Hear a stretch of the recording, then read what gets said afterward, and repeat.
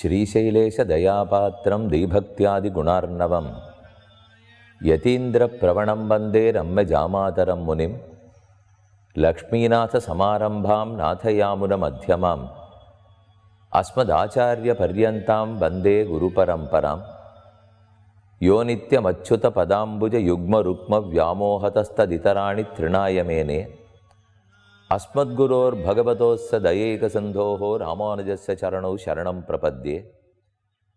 मातापिता युवतयस्तनयाः विभूतिः सर्वं यदेव नियमेन मदन्वयानाम् आद्यस्य नः कुलपतेर्वकुलाभिरामं श्रीमत्तदङ्घ्रियुगलं प्रणमामि मूर्ध्ना। भूतं सरस्य महदाह्वय भटनाथ श्रीभक्तिसारकुलशेखरयोगिवाहान् भक्ताङ्गिरेणु परकाल यतीन्द्र मिश्रान् श्रीमत्पराङ्कुशमुनिं प्रणतोऽस्मि नित्यं। गुरुमुखमनधीत्य प्राहवेदानशेषान् नरपतिपरिक्लिप्तं शुल्कमादातु कामः स्वशुरममरवन्द्यं रङ्गनाथस्य साक्षान् द्विजकुलतिलकन्तं विष्णुचित्तं नमामि। मिन्नार् तडमदिल् शूळ் வில்லிபுத்தூரென் ஒருகால் சொன்னார் கடற்கமலம் சூடினோம் முன்னாள் கிழியறுத்தான் என்னுரைத்தோம் கீழ்மையினில் சேரும் வழியறுத்தோம் நெஞ்சமே வந்து பாண்டியன் கொண்டாட பட்டர்பிரான் வந்தானென்னு ஈண்டிய சங்கம் எடுத்தூத வேண்டிய வேதங்களோதி விரைந்து கிழியறுத்தான் பாதங்கள் யாமுடைய பற்று. பெரியாழ்வார் திருவடிகளே சரணம். விஷ்ணு சித்தர் எனும் இயற்பெயரோடே திகழ்ந்த பெரியாழ்வார் என்னும் பட்டப்பெயர் பெற்ற ஆழ்வார் 7வது ஆழ்வாராக அவதரித்தவர். அவர் பாடியது முதல் பிரபந்தம் திருப்பல்லாண்டு. அடுத்த பிரபந்தம் பெரியாழ்வார் திருமொழி. அதில் முதல் 10 பாசுரங்கள் அர்த்தங்களை வண்ணமாடங்கள் சூழ் திருக்கோட்டியூர்னு தொடங்கி கண்ணன் அவதரித்தான் என்பதை அவர் அனுபவித்தார். அவர் மகிழ்ச்சியை நாமும் அனுபவித்தோம். அடுத்த 21 பாசுரங்கள் சீதக்கடலுள் அமுதன்ன தேவகின்னு தொடங்கியவை. அதில் கண்ணனுடைய ஒவ்வொரு அவயவத்தையும் ஒவ்வொரு அழகான அங்கத்தையும் ஊராருக்கு காட்டி இப்படி இருக்கார் பாருங்கோ, இப்படி இருக்கார் பாருங்கோ, கண்ணனை தரிசியுங்கள் என்று யசோதை கூறுகிறாள். அது அப்படியே பெரியாழ்வார் நமக்காக அருளி செய்தார்.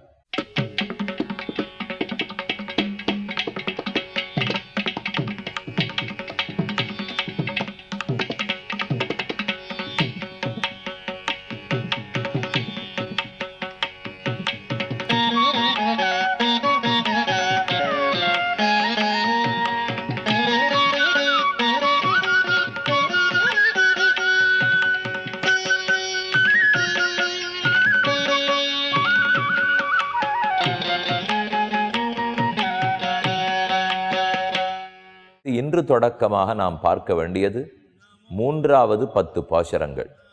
3ஆம் திருமொழி என்று சொல்ல வேண்டும். இது எல்லாமே முதல் 10. பெரியாழ்வார் திருமொழியில் முதல் 10ல் 3ஆம் திருமொழி இப்போ நாம் பார்க்க வேண்டியது. கண்ணனை தொட்டிலே இட்டு யசோதை தாலாட்டு பாடுகிறாள். அவ தாலாட்டு பாடினத்தை அப்படியே தானாக நினைத்து கொண்டு பெரியாழ்வார் தன்னுடைய பாசுரமாய் தமிழ் பாசுரத்தில் பாடுகிறார். தாலேலோ தாலேலோன என்ன?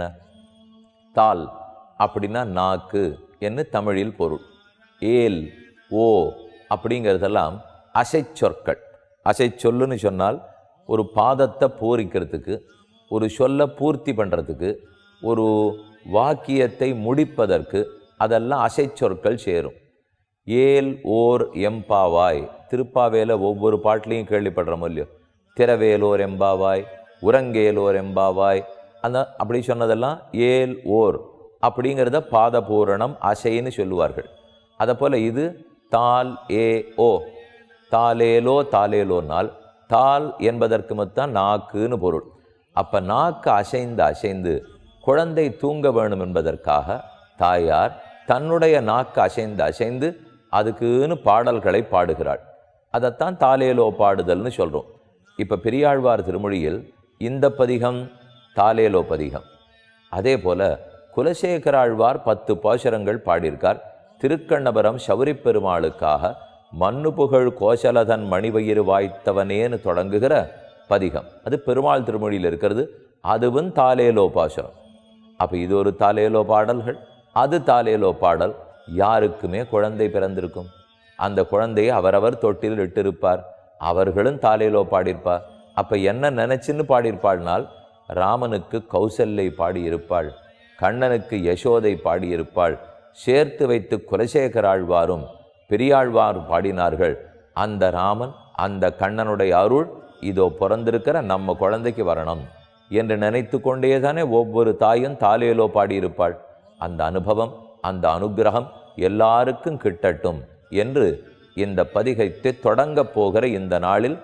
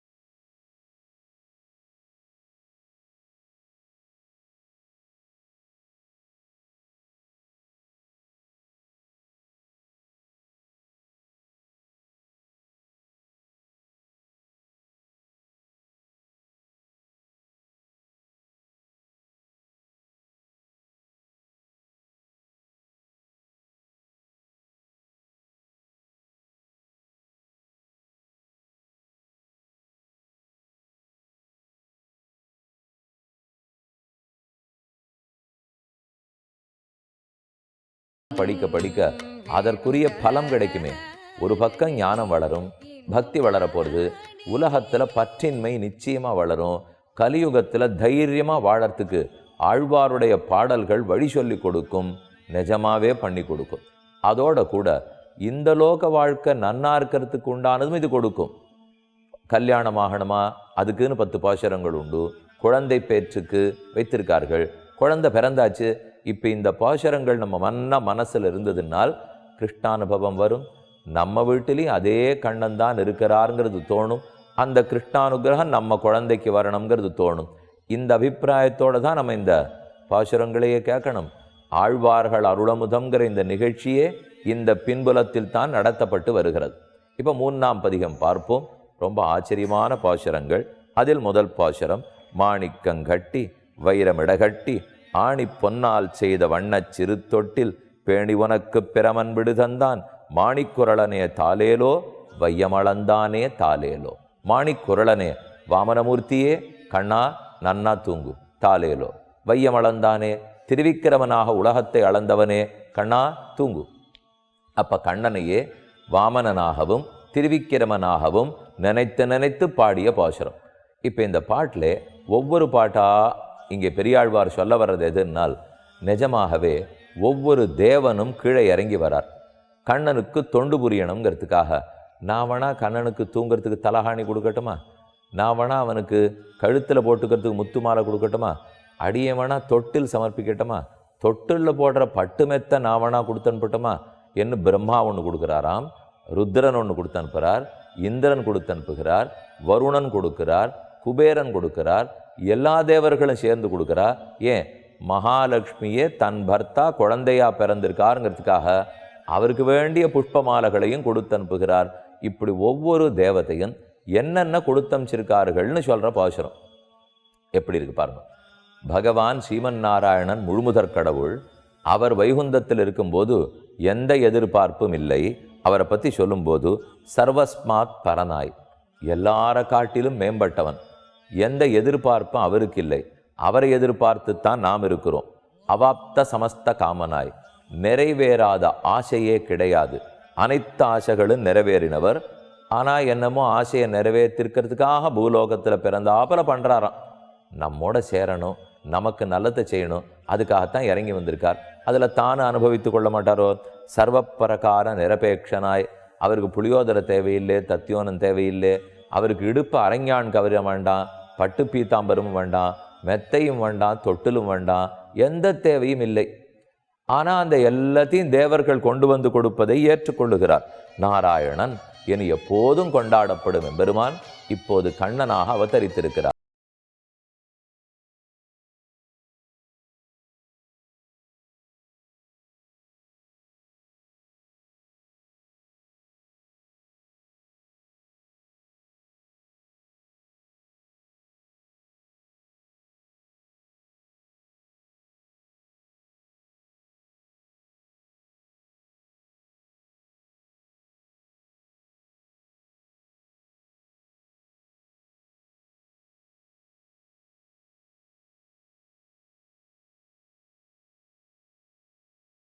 வேதாந்த தேசிகன் சாதிக்கும் போது கிமபி பிரம்ம தத் கிஷோரபாவ திருஷ்யம்.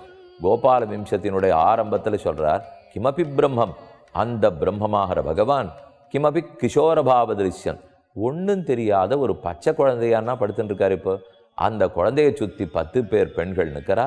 இளம் பெண்கள் 4 பேர், வயசானவா 6 பேர். தாலாட்டுறோன் யசோதை பாடுறா. தொட்டிலுக்கு மேலே கிலுகிலிப்பை எல்லாம் கட்டிவிடப்பட்டிருக்கு. என்ன கோலாகலம், என்னமா நடக்கிறது? இது இத்தனையும் பார்த்துட்டு இருக்கிற தேவர்கள் யோசிக்கிறாளாம், அது என்ன இந்த பெண்களுக்கு பாக்கியம் கிடைச்சிருக்கு, நாம் இதில் பங்கெடுத்துக்க வேண்டாமோ, நாமும் கூட்டமாக இறங்கி இப்போ கோகுலத்துக்கு படுவோம். அப்போ தேவேந்திரன் சொன்னார், ஆபத்தா போய் உலகமே குழம்பி படுத்தினால், இது என்ன சொர்க்கலோகத்தில் இருக்க வேண்டிய தேவர்கள்லாம் கீழே மனுஷ லோகத்துக்கு வந்துட்டா என்ன நடக்கிறது இந்த லோகத்திலே, என்னெல்லாம் ஒரே குழப்பமாப்படாதா? அதனால் அவர்கள் நேரம் வந்துடாமல் மறைஞ்சு வரார்கள். தாங்களே தான் கண்ணனுக்கு சமர்ப்பிக்கணும்னு ஆசை. நாம் கோவிலுக்கு போகிறோம், முந்திரி பருப்போ பாதாம் பருப்போ திராட்சையோ புஷ்பமோ பழமோ ஏதோ வாங்கி கொண்டு போவோம். அதைத்தான் உபகாரம் சமர்ப்பிக்கிறதுன்னுவா. உபகாரம்னு சொன்னால் உபகாரம்னு போட்டால் உதவின்னு அர்த்தம். உபகாரம்னு சொன்னால் பெருமானுக்கு நாம் கொண்டு போய் சமர்ப்பிக்கிற பொருள்கள், அதைத்தான் உபகாரம்னுவா. அதை போல் கண்ணனுக்கு இந்த தேவதைகள்லாம் கொடுக்கறதுக்கு வராளாம். என்னமோ கண்ணனுக்கு இவைகள்லாம் இல்லாதா போலையும், இது வேணும்னு அவர் கேட்டுருக்கா போலையும், இவை கிடைத்தால்தான் அவருக்கே லாபம், இது கிடைச்சாதான் அவருக்கு வாழ்க்கையே நடத்த முடியும் அப்படிங்கிறா போலையும் நினைத்து கொண்டு ஒவ்வொருத்தராக கொண்டு சமர்ப்பிக்கிறார். சாதாரணமாக அஷ்டதிக்பாலகர்கள்னு சொல்லி கேள்விப்பட்டிருப்பீள். வடக்கு, தெற்கு, கிழக்கு, மேற்கு, இது 4 திக்கு. அதே மாதிரி வடகிழக்கு, தென்கிழக்கு, தென்மேற்கு, வடமேற்கு, இதுக்கு விதிக்குகள்னு பேர். திக்கு 4 திசை, அதுக்கு நடுவில் இருக்கிறதுக்கு விதிக்குன்னு பேர். இந்த 8க்கும் 8 தேவதைகள் உள்ளனர். அவ 8 பேர் தான் பாலகர்கள். அவர்கள் தான் இந்த 8 திக்கையும் காப்பாற்ற வேண்டியவர்கள். அவர்கள் ஒத்தொத்தரும் ஒவ்வொன்றை இப்போ கொடுத்து அனுப்ப போகிறா. இவ எல்லாருக்கும் வேலை கொடுத்துருக்கிற மகாலட்சுமி ஸ்ரீதேவி நாச்சியார், அவளும் பரிசு கொடுத்து அனுப்புகிறாள். இது இத்தனை ஒன்றுமே தெரியாதா போலே தன்னுடைய பல்லே இல்லாதவாய் அதை காட்டி சிரித்து கொண்டு கண்கள் தாமரை கண்கள் மலர சின்ன தொட்டிலில் படுத்துண்டு, தேவலையே எல்லாரும் நமக்கு கைங்கரம் பண்ண வரா போல் இருக்கே அப்படின்னு உள்ளூர ஆனந்தப்பட்டு கொண்டு கண்ணன் கிடக்கிறார். அந்த 4 திக்குகள் எவை நமக்கு தெரியும்.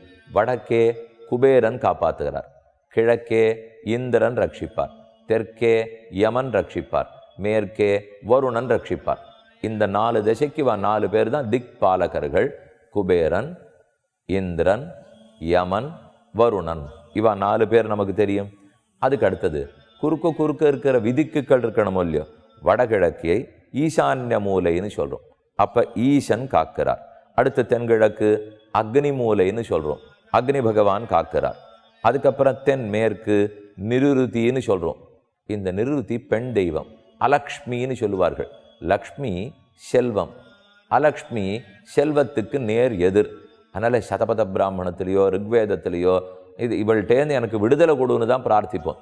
முதல்ல மகாலட்சுமிக்குன்னு இருக்கிற ஸ்தோத்திரத்திலேயே பார்த்தீங்கன்னால் ஸ்ரீ சூக்தம்னு சொல்கிறோமோ இல்லையோ, அலக்ஷ்மிர்மே நாசமாமியகம், எனக்கு அலக்ஷ்மியை தொலைச்சி கொடுத்துருன்னு கேட்கணும். லக்ஷ்மி வேணும், அலக்ஷ்மி போகணும் இல்லையா. அதுதான் இந்த நிருருதி மூலை. அதுக்கப்புறம் மேலே இருக்கிறது வடமேற்கு மூலை, வாயு மூலைன்னு சொல்கிறோம். ஆக மொத்தத்தில் 8 பேர். இப்போ குபேரன், ஈசன், வருணன், அக்னி, யமன், நிருதி, வருணன், வாயு, இவர்கள் எல்லாரும் சேர்ந்து தான் 8 திசைகளை காக்கிறாளாம். ஆனால் இவ 8 பேருக்கும் ரொம்ப பெரியவர்கள்லாம் தலைவர்கள் இருக்கா. விஸ்வக்சேனர் உள்ளார், விஸ்வக்சேனருக்கும் தலைவராக ஸ்ரீமன் நாராயணன் உள்ளார். அப்போ இவர்கள்லாம் தேவர்கள்லாம் நம்மை பொறுத்த போது ரொம்ப உயர்ந்தவர்கள். ஆனால் பகவானோடு ஒப்பிடும்போது அணுக்க தொண்டர்கள், கீழே இருக்கக்கூடிய தொண்டர்கள். இவர்களெல்லாம் நம்ம பெருமான் வைகுந்தத்திலேருந்து பூலோகத்தில் பிறந்திருக்கிறாராமே, கோகுலத்திலே போய் வளருகிறாராமே, மதுரையில் பிறந்தாராம், கோகுலத்தில் வளர்ந்தாராம், அவனுக்கு நாம் உபகாரம் சமர்ப்பிக்க வேண்டும் அப்படின்னு ஒவ்வொருத்தர் ஒவ்வொன்றை கொடுத்து அனுப்புகிறார். இதில் ராமாவதாரத்துக்கும் கிருஷ்ணாவதாரத்துக்கும் ஒரு பெரிய வேறுபாடு உண்டு. ராமாவதாரத்தும் போது ஒரு தேவத்தை கிட்டக்கே வரமாட்டார், எந்த தேவத்தையும் ராமனை சந்திக்கவும் மாட்டார்கள், ராமனும் யாரையும் சந்திக்க மாட்டார். அங்கங்கே 1-2 இடத்துல மட்டும் தலை காட்டும், அதுவும் ராமன் பார்க்க மாட்டார்.